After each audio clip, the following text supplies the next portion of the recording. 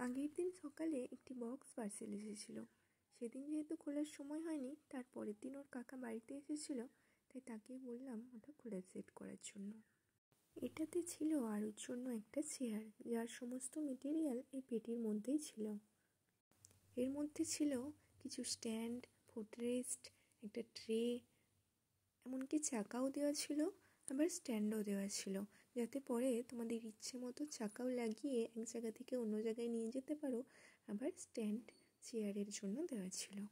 প্রথমে স্ট্যান্ডগুলো পড়া ছিল, আর স্ট্যান্ডের ওপরে ছোট্ট করে লেখা ছিল কোনটা কোন জায়গার, সেটা আমরা খেয়াল করিনি। তাই ওর কাকা আগে পরিয়ে নিয়েছিল, আবার সেটাকে খুলে এখানে ভালো করে সেট করে তারপর আবার পড়াচ্ছিল। স্ট্যান্ডগুলো পরানো হয়ে গেছে, আপাতত বেসটা এখন কমপ্লিট। আমার কাছে এটা এসেন্সিয়াল বলে মনে হয়েছে।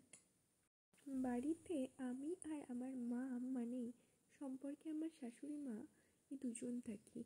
দুজনে একসাথে খেতে বসার সময় ও যেহেতু হামাগুড়ি দিয়ে উঠতে পেরে গেছে, তাই ওকে নিচে রেখে আর খাওয়াটা সম্ভব নয়।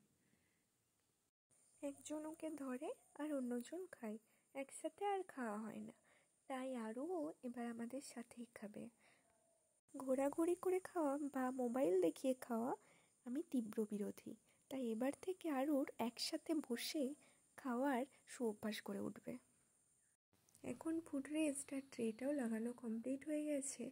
এরপর সফট কভারটা কাকা লাগিয়ে, যেহেতু আরও ঘুম থেকে উঠে পড়েছে, ওকে বসিয়ে একবার দেখে নিল সব কিছু ঠিকঠাক আছে কিনা।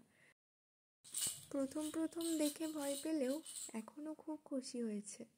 Thank you. ভালো লাগলে একটা লাইক করে দিও।